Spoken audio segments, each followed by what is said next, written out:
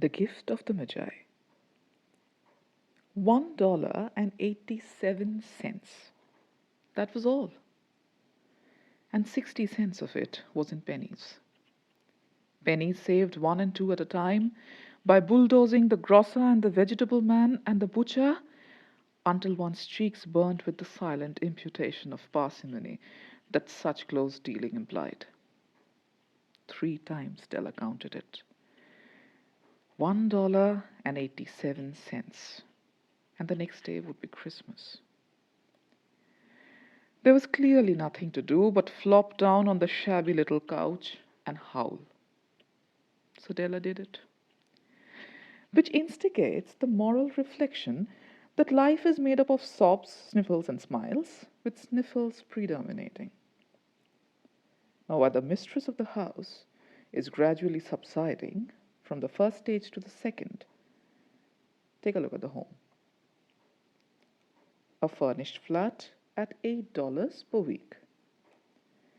It did not exactly beg a description, but it certainly had that word on the lookout for the mendicancy squad. In the vestibule below was a letterbox into which no letter would go, and an electric button from which no mortal finger could coax a ring. Also appertaining thereunto was a card bearing the name Mr. James Dillingham Young. The Dillingham had been flung to the breeze during a former period of prosperity when its possessor was being paid $30 per week. Now, when the income was shrunk to $20, the letters of Dillingham looked blurred, as though they were thinking seriously of contracting to a modest and unassuming D. But whenever Mr. James Dillingham Young came home and reached his flat above, he was called Jim and greatly hugged by Mrs. James Dillingham Young, already introduced to you as Della, which is all very good. Della finished her cry and attended to her cheeks with the powder rag. She stood by the window and looked out dully at a grey cat walking a grey fence in a grey backyard. Tomorrow would be Christmas Day, and she had only $1.87 with which to buy Jim a present. She had been saving every penny she could for months with this result. $20 a week doesn't go far. Expenses had been higher than she had calculated. They always are. Only $1.87 to buy a present for Jim. Her Jim. Many a happy hour she had spent planning for something nice for him. Something fine and rare and sterling. Something just a little bit near to being worthy of the honor of being owned by Jim. There was a pier glass between the windows of the room. Perhaps you've seen a pier glass in an $8 flat? A very thin and very agile person may, by observing his reflection in a rapid sequence of longitudinal strips, obtain a fairly accurate conception of his looks. Della, being slender, had mastered the art. Suddenly, she whirled from the window and stood before the glass. Her eyes were shining brilliantly, but her face had lost its color within 20 seconds. Rapidly, she pulled down her hair and let it fall to its full length. Now, there were 2 possessions of the James Dillingham Youngs in which they both took a mighty pride. One was Jim's gold watch, that had been his father's and his grandfather's. The other was Della's hair. Had the Queen of Sheba lived in the flat across the air shaft, Della would have let her hair hang out the window some day to dry, just to depreciate Her Majesty's jewels and gifts. Had King Solomon been the janitor, with all his treasures piled up in the basement, Jim would have pulled out his watch every time he passed, just to see him pluck at his beard from envy. So now Della's beautiful hair fell about her, rippling and shining like a cascade of brown waters.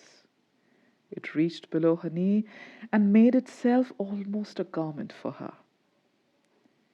And then she did it up again nervously and quickly. Once she faltered for a minute and stood still while a tear or two splashed on the worn red carpet. On went her old brown jacket, on went her old brown hat.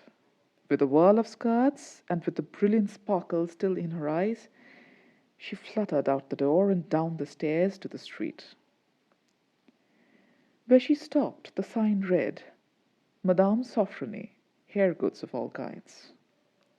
One flight up Della ran and collected herself, panting. Madame, large, too white, chilly, hardly looked the Sofronie.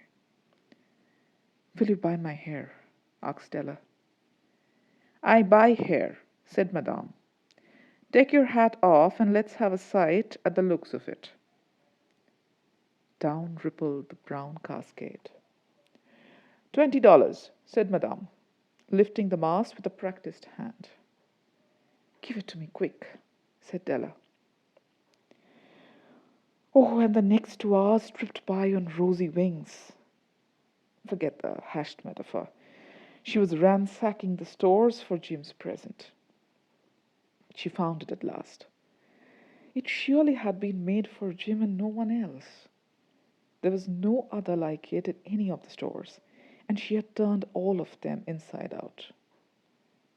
It was a platinum fob chain, simple and chaste in design, properly proclaiming its value by substance alone, and not by meretricious ornamentation, as all good things should do. It was even worthy of the watch. As soon as she saw it, she knew that it must be Jim's. It was like him. Quietness and value, the description applied to both. $21 they took from her for it, and she hurried home with the 87 cents. With that chain on his watch, Jim might be properly anxious about the time in any company. Grand as the watch was, he sometimes looked at it on the sly on account of the old leather strap that he used in place of a chain. When Della reached home, her intoxication gave way a little to prudence and reason. She got out her curling irons and lighted the gas and went to work repairing the ravages made by generosity added to love. Which is always a tremendous task, dear friends, a mammoth task. Within 40 minutes, her head was covered with tiny, close-lying curls that made her look wonderfully like a truant schoolboy. She looked at her reflection in the mirror, long, carefully, and critically. If Jim doesn't kill me, she said to herself, before he takes a second look at me, he'll say I look like a Coney Island chorus girl. But what could I do? Oh, what could I do with $1.87? At 7 o'clock, the coffee was made, and the frying pan was on the back of the stove, hot and ready to cook the chops. Jim was never late. Della doubled the fob chain in her hand and sat on the corner of the table near the door that he always entered. Then she heard his step on the stair away down on the first flight, and she turned white for just a moment. She had a habit of saying little silent prayers about the simplest everyday things, and now she whispered, "Please, God, make him think I'm still pretty." The door opened and Jim stepped in and closed it. He looked thin and very serious. Poor fellow, he was only 22 and to be burdened with a family. He needed a new overcoat and he was without gloves. Jim stopped inside the door, as immovable as a setter at the scent of quail. His eyes were fixed upon Della, and there was an expression in them that she could not read, and it terrified her. It was not anger, nor surprise, nor disapproval, nor horror, nor any of the sentiments that she had been prepared for. He simply stared at her fixedly, with that peculiar expression on his face. Della wriggled off the table and went for him. "Jim, darling," she cried, "don't look at me that way. I had my hair cut off and sold because I couldn't have lived through Christmas without giving you a present. It'll grow out again. You won't mind, will you? I just had to do it. My hair grows awfully fast. Say Merry Christmas, Jim, and let's be happy. You don't know what a beautiful, nice gift I've got for you." "You've cut off your hair?" asked Jim laboriously, as if he had not arrived at that patent fact, yet even after the hardest mental labor. "Cut it off and sold it," said Della. "Don't you like me just as well, anyhow? I'm me without my hair, ain't I?" Jim looked about the room curiously. "You say your hair is gone?" he said with an air almost of idiocy. "You didn't look for it," said Della. "It's sold, I tell you, sold and gone too. It's Christmas Eve, boy. Be good to me, for it went for you." "Maybe the hairs of my head were numbered," she went on with sudden serious sweetness. "But nobody could ever count my love for you. Shall I put the chops on, Jim?" Out of his trance, Jim seemed quickly to wake. He enfolded his Della. "For 10 seconds let us regard with discreet scrutiny some inconsequential object in the other direction. $8 a week or $1,000,000 a year? What is the difference? A mathematician or a wit would give you the wrong answer. The Magi brought valuable gifts, but that was not among them. This dark assertion will be illuminated later on." Jim drew a package from his overcoat pocket and threw it upon the table. "Don't make any mistake, Dell," he said, "about me.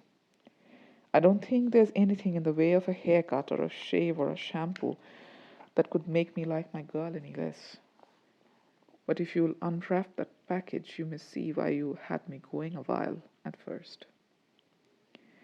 White fingers and nimble tore at the string and paper, and then an ecstatic scream of joy, and then, alas, a quick feminine change to hysterical tears and wails, necessitating the immediate employment of all the comforting powers of the lord of the flat. For there lay the combs, the set of combs, side and back, that Della had worshipped long in a Broadway window. Beautiful combs, pure tortoise shell, with jeweled rims, just the shade to wear in the beautiful vanished hair. They were expensive combs, she knew, and her heart had simply craved and yearned over them without the least hope of possession.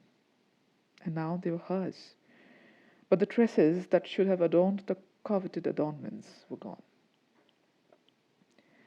But she hugged them to her bosom, and at length she was able to look up with dim eyes and a smile and say, "My hair grows so fast, Jim." And then Della leaped up like a little singed cat and cried, "Oh, oh!" Jim had not yet seen his beautiful present. She held it out to him eagerly upon her open palm. The dull, precious metal seemed to flash with the reflection of a bright and ardent spirit. "Isn't it a dandy, Jim? I hunted all over town to find it. You'll have to look at the time 100 times a day now. Give me your watch. I want to see how it looks on it." Instead of obeying, Jim tumbled down on the couch and put his hands under the back of his head and smiled. "Dell," said he, "let's put our Christmas presents away and keep them a while. They're too nice to use just at present. I sold the watch to get the money to buy your combs. And now suppose you put the jobs on. The Magi, as you know, were wise men, wonderfully wise men, who brought gifts to the babe in the manger. They invented the art of giving Christmas presents. Being wise, their gifts were no doubt wise ones, possibly bearing the privilege of exchange in case of duplication. And here I have lamely related to you the uneventful chronicle of two foolish children in a flat, who most unwisely sacrificed for each other the greatest treasures of their house. But in a last word to the wise of these days, let it be said that of all who give gifts, these two are the wisest. Of all who give and receive gifts, such as they are, wisest. Everywhere they are wisest. They are the Magi.